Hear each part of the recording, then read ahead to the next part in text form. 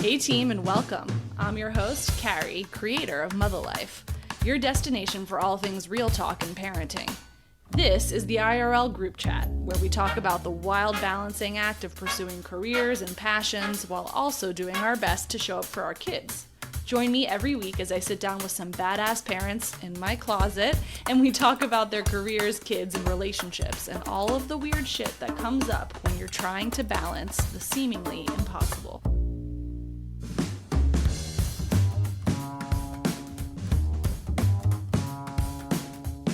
Happy birthday to me.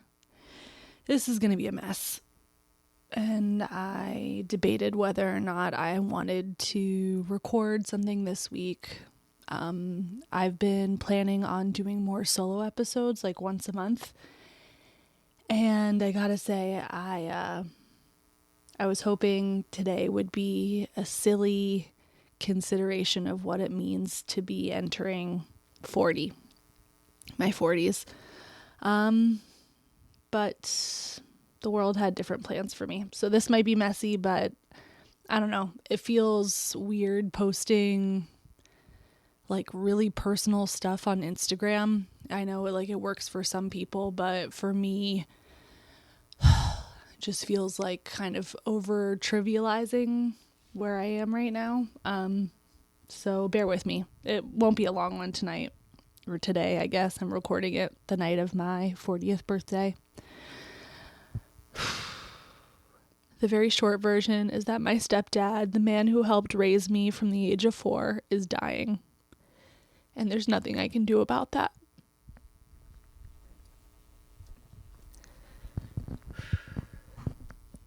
Lewy body's dementia robbed us of a lot of years together. I'm talking about a man who without fail would send me a dozen roses every year, no matter where I was in the world on Valentine's Day. My first Valentine. And then one day during his decline, the deliveries stopped and they never started back up again. In a way, his decline with his dementia, it really wasn't linear. Some days he would be totally lucid and knew exactly who I was. And other days it was like his face was there, but nothing else. That sort of non-linear decline never really gave me an opportunity to grieve what was happening to him and what was happening to us. He just kind of slowly slid more and more into the backdrop of my life. Guys, I don't know how I'm going to do this. Oh.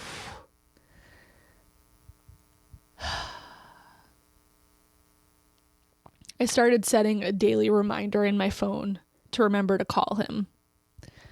What before seemed so natural, so easy because it was a conversation, became something I had to remind myself to do because I didn't know who or what I was going to get on the other end of the phone anymore. The visits to see him in Florida weren't as frequent as they used to be because he never really seemed to remember when I saw him last. Whether or not I had 1 kid or 2, what my husband's name was. But then a call came from my sister last week that I needed to come see him and fast.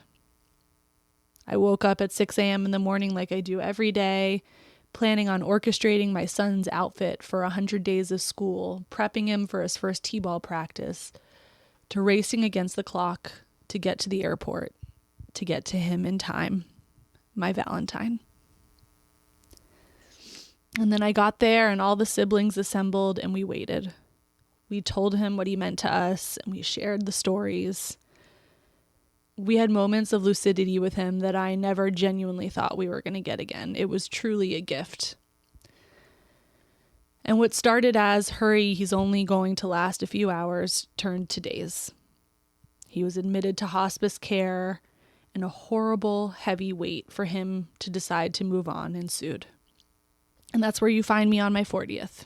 So deeply sad.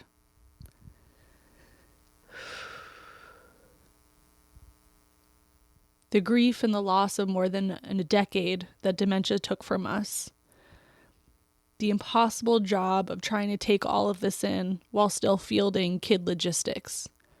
Birthday party RSVPs coming through seeming absurd. School emails requiring responses that seem ridiculous. things that truly don't seem to fucking matter at all. It's the epitome of feeling squeezed, sandwiched from both sides.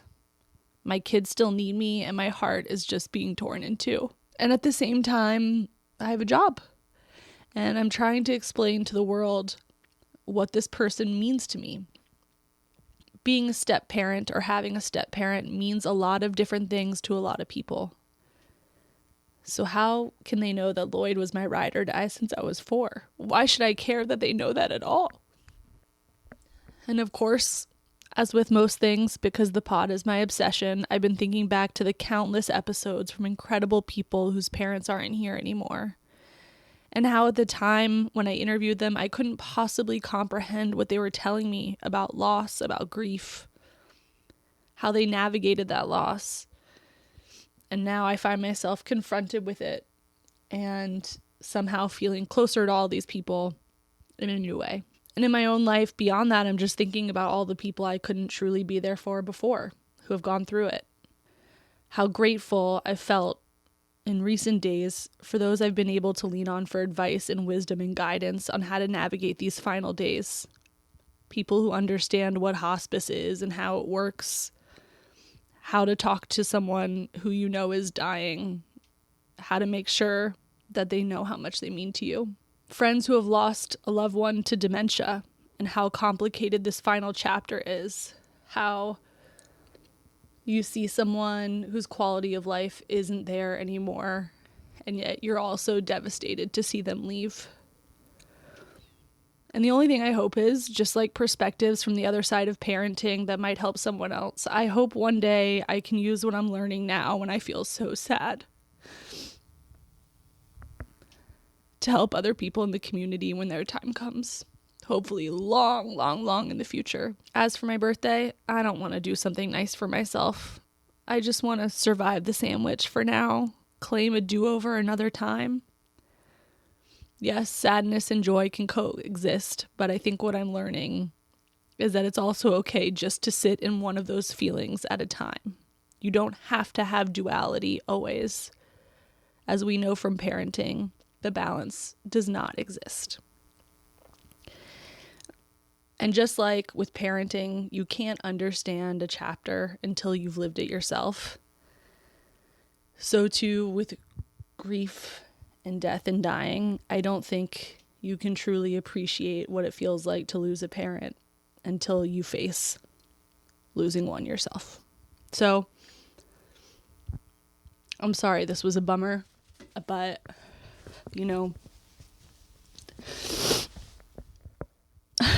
I feel pretty confident in coming weeks we'll have more fun solo episodes. But I just wanted to be honest with where I am and how I'm feeling. I can't answer every text message or every phone call. And I appreciate so much everyone who has shown up for me in all sorts of ways. I feel really, really lucky. But if this podcast in some way is a chronicle of my life and how I'm moving through it and how I'm learning things about myself and the type of person I want to be and the type of person I'm becoming, I think it would be a lie to omit what's one of the most important things to be happening to me right now. I just want to end, and I mean this in a true, real sense of the word. I want to end on gratitude because I feel lucky that I had the last few days with my guy to talk, to share, to have a final cuddle. And I also feel really confident knowing that we're giving him exactly what he asked for and expected and wanted at this point in his life. I love you guys. I will totally respect if you fast forward this one. Not for the faint of heart. And we'll be back next week with something perhaps a little bit more cheery. Cue the upbeat music at the end. Team, I need your help. If you love it here, please like and leave a review on your favorite podcast platform. Subscribe to the Substack for full access to this episode's show notes and join the discussion. And of course, follow me on Instagram at Mutha, MUTHA.life for a daily look at all things Mutha. Thanks for listening. Be sure to tune in next week for another Chat in the Closet. This podcast was produced by Mutha Life, music by Ronan Landa. See you next time.